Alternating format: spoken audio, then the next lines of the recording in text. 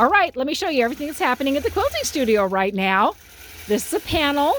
Beautiful birds right here. Look at them. Very large, scattered across here. She's making this for a friend who loves cardinals. And so she's created this beautiful panel for her. Her friend can be able to enjoy this every time she looks at it. Could be a wall hanging. Let me tell you, it's about 50 inches by about 57 inches. It could be on the back of the couch or maybe over an easy chair while she's having a cup of tea and reading a book, and she can look at it. So she's got options with this one. Now, she's got a couple of borders that are going along, matching the colors on the inside of the quilt, which is fantastic. What do I talk about with panels? Let me give you some tips. Panels, as you know, they don't come square. My friends, they've been rolled around a bolt for a long period of time. They've traveled back and forth. You need to square them up when you get them home before you start putting on those borders. Why? Because otherwise you start getting those borders on there and they're going to start getting really wonky. So you want to be able to square that up so you have a nice straight quilt when you get finished with it. Love how she incorporated the colors in the border along with what's happening on the inside of the quilt. Nicely done. Let me show you a couple other things. Her backing is pieced together with quite a few pieces. She's got two basic pieces of fabric, but she's done some alternating with it right here. Now you might be saying, Brenda, you like to run your back, so if it has piecing, you like to run it horizontal, so you only have to watch one seam. Yes, that's exactly right. And I've said there's many times that I would do it vertical for a variety of reasons. Not majority of the time, but for a variety of reasons. And this is going to be a couple of the reasons. One is she has seams going both ways. Technically, at the top of this quilt right here, at the top of the backing, she has a whole nother piece of this all at the top. And if you can see right there, she's also got it at the bottom. So I'm going to have to work with seams in all different ways. In fact, she's got herself some going on right along here. So no matter which way I put it, I'm going to have to deal with seams.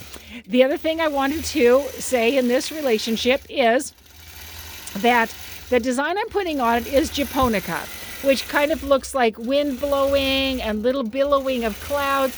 I'm doing it in my Sky Harbor color of thread, which goes so nicely with the beautiful sky colors that she has right here and some of the tin roof and a little bit of the bird. So going along, and she has some snow here. So going along with all of that, that's the color of thread. So I did want it to go in a direction that seemed to be appropriate. It is kind of a directional design, and this is a directional panel. So because of that, I'm also running it so the backing goes this way. Now, what's the problem with that? I'm having to watch that seam all the way down. You know, I don't love doing that, but it's turning out okay. When I first started, it was pretty wavy in between because she's got a border here on both sides, and then she has that big slash in the middle. That's not ideal for me as the long armor, but I'm experienced at it. I can figure it out. And at first I had these two big loops like hammocks, but I've been able to straighten them out. And you can see how gorgeous that's laying on the backing. I've been able to really secure it, keep it straight. And her backing is laying much more straight and secure now than when she first brought it in. So that's excellent. Let me bring up another point with you. She also brought over two pieces of batting right here. And she said, just put them together. Just lay them together in there, overlap them a little bit. I call that Frankenstein batting. If you've got some pieces left over, by golly, bring them over. Let's do that with them. By the time there's all this stitching on it, you can't even tell. That blends beautifully all the way across the quilt.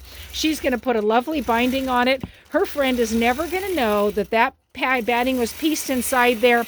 It's going to be very secure. If she uses it as a quilt, it can be washed over and over and over again. I've done testing on it and ran it through the washer many times. There's not going to be a problem with that. So you have extra batting left over. You want to bring it over that way? Let's go ahead and just Frankenstein it together and get finished up for you.